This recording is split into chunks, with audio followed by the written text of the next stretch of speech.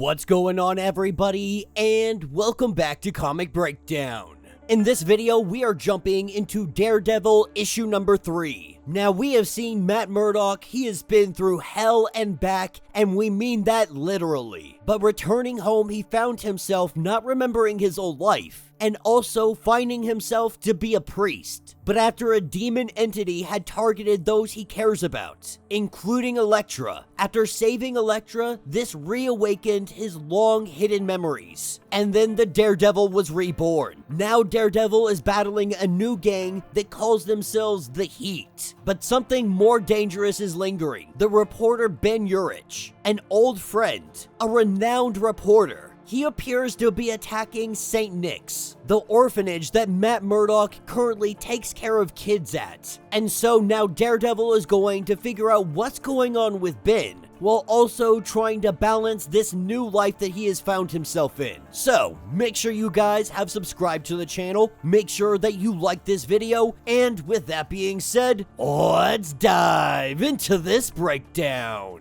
Alright gang, so as we dive into this issue, we pick up at the Daily Bugle. Daredevil has made his way here because of Ben Urich, the best reporter that he has ever known, even considering him a close friend. But the owner of the Daily Bugle has no idea who Matt Murdock truly is in the shadows. But Ben has been using an online alias to spread dangerous lies about St. Nicholas. Daredevil finds this very hard to believe because Ben has always been a champion of the truth, even if it would cost him everything. And so while Daredevil is hiding in the rafters, he is listening to a conversation between Robbie and Ben. And Robbie is trying to figure out what's going on with Ben as well. He has never been one to go on just rumors, on what is essentially Reddit sites, and use this as a source of information. But the way that Ben starts talking is out of character. He has been using this group called Reveal All Devils. He has been using their information to attack St. Nicholas. As Ben starts going on about cliques and all of this other stuff, Robbie is in utter confusion, trying to figure out what the heck happened to him. But at the end of the day, Ben owns the Daily Bugle, so what he says goes. Obviously, there is something wrong with Ben, because this isn't the reporter that we know. This isn't the Ben that Daredevil knows. This is when his phone vibrates. A text from Javi, trying to figure out where the heck Matt is, because today is the day that CPS reviews their cases. This is what takes us to St. Nicholas in Hell's Kitchen. Father Javi is trying to wrangle these kids in, but these kids are not happy about CPS being here. They immediately assume that they are trying to have them taken away. As things get a little bit heated in here, that's when Matt Murdock comes walking in the door, apologizing for being late, but they go sit down in the office. And this worker, the social worker, Miss Park,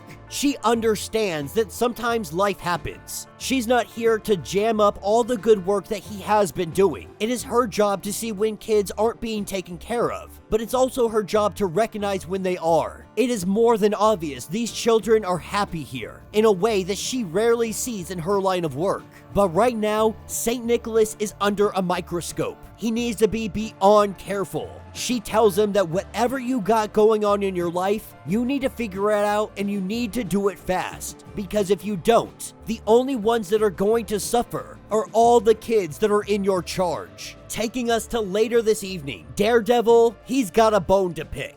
Someone is coming after an orphanage that he runs. Someone is coming after children. And so Daredevil is definitely looking to hurt somebody tonight. What better target than the new group, the new gang, known as the Heat? They've been muscling up in Hell's Kitchen. They've been decimating the competition. And they are gearing up for something big, something bloody. But mustering up for war, it always leaves a trail. He has spent the last week following this trail, and once he finally catches up to them, he is very low on patience. Daredevil doesn't waste any time, he goes in. He starts taking down thugs left and right. No time to chat, no time to linger. He doesn't give these guys a second to breathe. We see Daredevil start cracking skulls, breaking jaws, incapacitating anybody that might stand in his way. In the aftermath of the wreckage, the destruction that Daredevil just caused, bodies lying all around him, Father Javi has called because one of the children had a nightmare and Matt Murdock wasn't there for the kid. Father Javi is very upset. They don't understand what he is doing. They just know that Matt is gone, that he disappears in the middle of the night, and these children are left wondering,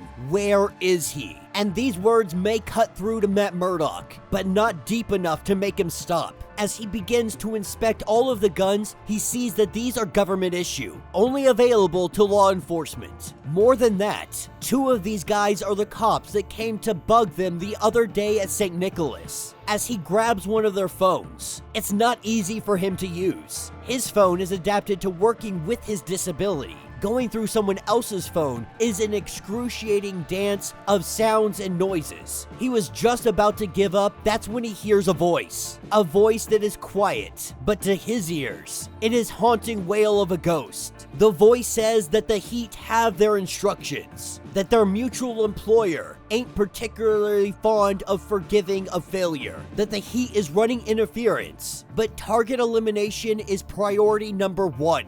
That means that Bullseye is running the show.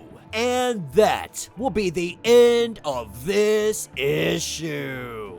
So let me know what you guys think down in the comments. Definitely a turn of events I was not expecting. Was not expecting Bullseye to show up, especially after everything that happened with Bullseye in the last run of Daredevil. And I'd honestly have to go back and reread it to see if he had died or what happened, because I remember there being multiple versions of him. Elektra was trying to take him down. I don't remember if he died or if he was just put away. But nonetheless, Bullseye has returned, and he appears to be working with the Heat. But he's not the top dog. There appears to be somebody else in charge, what Bullseye referred to as their employer. So someone is paying the Heat and Bullseye to cause all of this wreckage, all of this devastation, all of this turmoil inside of Hell's Kitchen. Someone is paying for this gang war to begin. So let me know what you guys think. Let me know your thoughts. Let me know your theories. If you would like to get completely caught up on everything that is going on with the new Daredevil, go ahead, check out the link in my description as well as the top of this video. It'll get you completely caught up on everything going on with this series. If you would like to support the channel, you can always do so by joining the channel membership. Much like Patreon, having multiple different tiers, from $1 to $50. From loyalty badges to comics every single month. Not only are you helping out the channel tremendously, but you are getting tons of perks in the process. Now, if you're unable to do this, do me a favor, subscribe to the channel, like this video, hit that notification bell, and with that being said, until the next breakdown.